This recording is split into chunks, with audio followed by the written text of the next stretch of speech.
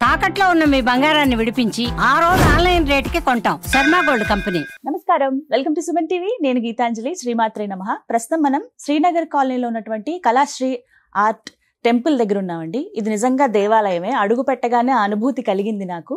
నేను పెద్దగా పరిచయం చేయాల్సిన అవసరం లేదు. డాక్టర్ పిజి కేశవులు గురుస్వామి గారి గురించి. వారు వేసేటువంటి దైవ చిత్రాలు అద్భుతం అండి. అంతకు మించి వారు వర్ణించే తీరు ఇంకా అద్భుతం అని చెప్పొచ్చు. చాలా వీడియోస్లో నేను వారి గురించి చూశాను. ఎప్పుడెప్పుడు కలుద్దామా, ఎప్పుడెప్పుడు ఈ మందిరానికి వద్దామా అనుకున్నాను. ఇది నిజంగా అదృష్టమే. ఇవాల్టి వీడియోలో చాలా అమూల్యమైన విషయాలు మనం గురుస్వామి గారి ద్వారా తెలుసుకోబోతున్నాము. ఇక ఆలస్యం చేయకుండా గురుగారితో మాట్లాడదాం. గురుగారు నమస్కారం అండి. నమస్కారం అండి. చాలా సంతోషం మిమ్మల్ని కలవటం. శుభం శుభం. విశేషంగా వినూత్నంగా ఇక్కడ దైవ చిత్రపటాలు అలాగే విగ్రహాలు చూస్తూ ఉన్నాను. ఇందులో భాగంగా మీ పక్కగా ఉన్న అమ్మవారు ఇట్టే ఆకర్షించారండి. అసలు ఎంత కళగా ఉన్నారో. అయితే నేను ఎక్కడా చూడని విధంగా ఇక్కడ అమ్మవారు కనిపిస్తున్నారు. మయూరంపై కూర్చుని శూలాయుధం పట్టుకుని ఉన్నారు.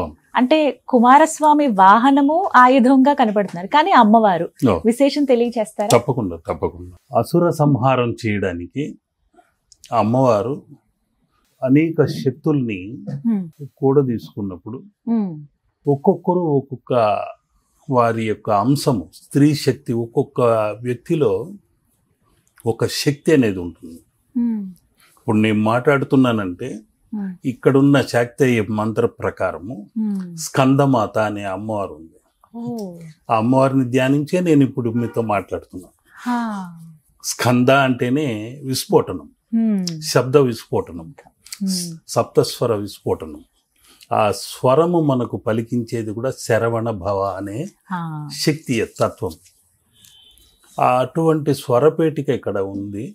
అందుకని అక్కడ 16 దళములతో ఒక విశుద్ధ చక్రం ఉంది.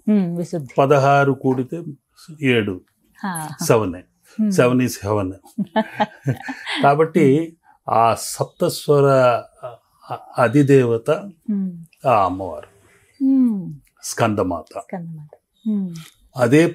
అదే చోటే అమ్మవారు సరస్వతి శారదాంబ ఉంది. ఇంకా మనకు వాక్ పటిమ, వాక్ శుద్ధి కలగాలి అన్నప్పుడు ఓం శ్రీమాత్రే నీలా సరస్వతి అయి నమః అనుకుంటే చాలు. ఓం శ్రీమాత్రే నీలా సరస్వతి అయి నమః అనుకుంటే చాలు. వాక్ దాటింపు అద్భుతంగా ఉంటుంది. మీరు ఇదే ఫీల్డ్ లో ఉన్నారు కాబట్టి మీకు మంచిదే. ఈ మంత్రం అనుకొని కూడా చేయటం మంచిది. ఆ నీలా సరస్వతి కటాక్షం వలన మన మాటలు ఆ జలం ఎలా ప్రవహిస్తుందో గలగల ప్రవహిస్తుంది. ఆ విధంగా ఉంటుంది. అదే విధంగా మనము అమ్మవారిని వేడుకుంటూ చేసే పద్ధతి ఒకటి. ఒక్కొక్క నక్షత్రానికి ఒక్కొక్క శక్తి రూపంలో అమ్మవార్లు ఉన్నారు శ్రీ చక్ర పీఠంలో. ఆ విధంగా అనేక శక్తులు ఉన్నారు. ఒక్కొక్క శక్తిని ఒక్కొక్క అధిదేవతలు ఎవరో అయితే ఉన్నారో, మొట్టమొదట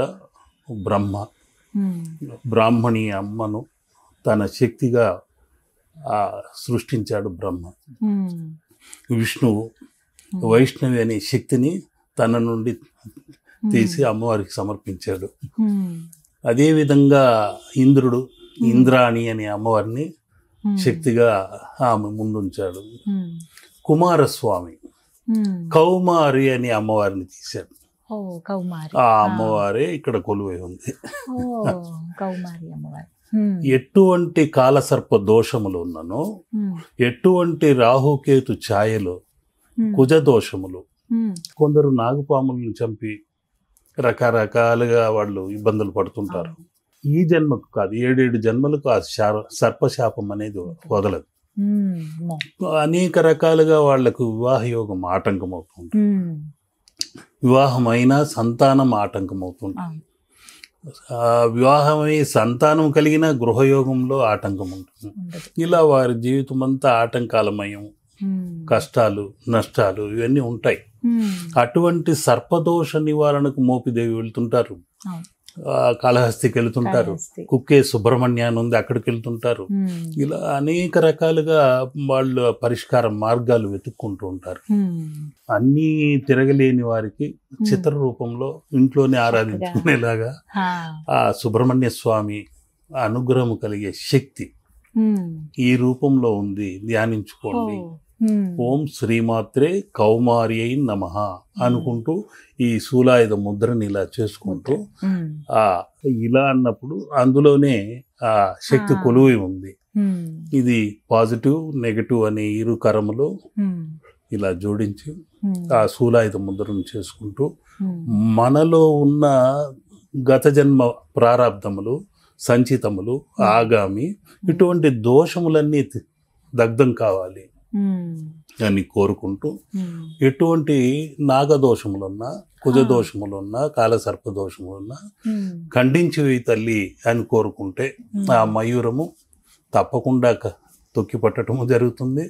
ఆ అమ్మ చేతిలో ఉన్న శక్తి శూలాయుధం మహాశక్తివంతమైనది.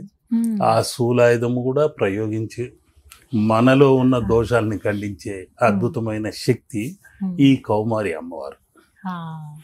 నవవర్ణ తత్వములకు, నవశక్తికి, నవసంఖ్యకు అధిదేవత ఆ అమ్మ.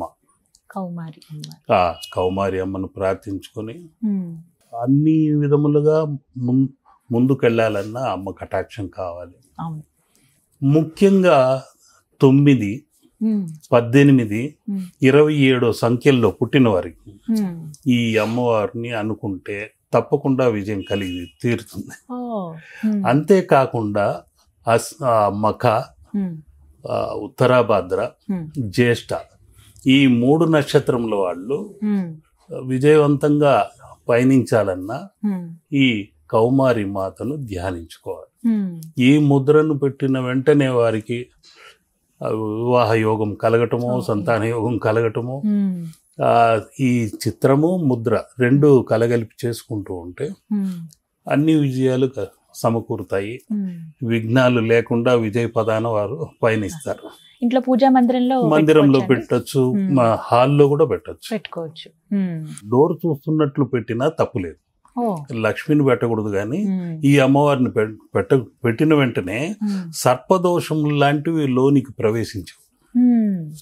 అద్భుతమైన ఆ శూలాయుధ శక్తిని, ఆ మయూరము చూసిన వెంటనే అటువంటి సర్పదోషంలో ఒక్కొక్క కంటి నుండి పాజిటివ్ నెగిటివ్ అనే శక్తి తరంగాలు వస్తుంటాయి. అది అబ్బా వీళ్ళకి ఏంటి బాగున్నారు అనుకున్నప్పుడు కూడా ఆ సర్పాంశమైన తరంగాలు వచ్చి వాళ్ళకు సంధించిన బాణాల్లో దిగిపోతుంటాయి. ఆ రోజంతా ఏదో గొడవల్లో ఉంటారు, ఏమి ఉండదు అక్కడ, కానీ చీటికి మాటికి చికాకులు, గొడవలు ఉంటాయి. అటువంటి దోషాలు కూడా రావు. అందువల్ల ఈ కౌమారి మాతను పెట్టి ఆరాధిస్తే తప్పకుండా వారికి ఉన్న దోషాలన్నీ తొలగిపోతాయి. తొలగాలని కోరుకొని నేను చిత్రిస్తున్నాను, ఒక యంత్రపూర్వకంగా, మంత్రపూర్వకంగా, చిత్రపూర్వకంగా. మీకు ఎంత సమయం పడుతుందండి? అంటే ఇవన్నీ ముందుగా రీసెర్చ్ ఖచ్చితంగా చేయాలి, వీటిపైన వేసి మీరు ధ్యానంలో ఉంటారు, మీరు అమ్మవారిని ఆవాహన చేసుకోవటం కానీ ఆ తర్వాత చిత్రించడం అనేది జరుగుతుంది. ఎంత సమయం పడుతుంది మొత్తం? అంటే బయట సభ్యులతో చేసినప్పుడు వారు ఏంటంటే శుచి శుభ్రత లేకుండా, కొందరు ఇతర మతస్థులు కూడా చేస్తున్నారు ఈ మధ్య కాలంలో.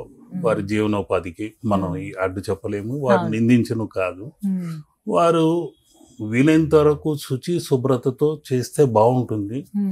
ఏదో ధూమపానం చేస్తూ, మద్యపానం తాగుతూ చేసే చిత్రకారులు ఎక్కువయ్యారు ఈ మధ్య కాలంలో.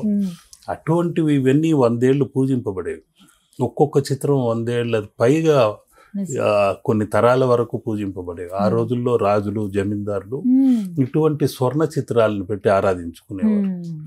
ముఖ్యంగా ఇప్పుడు చెప్పవలసింది ఏంటంటే గురువు యొక్క లోహం స్వర్ణం.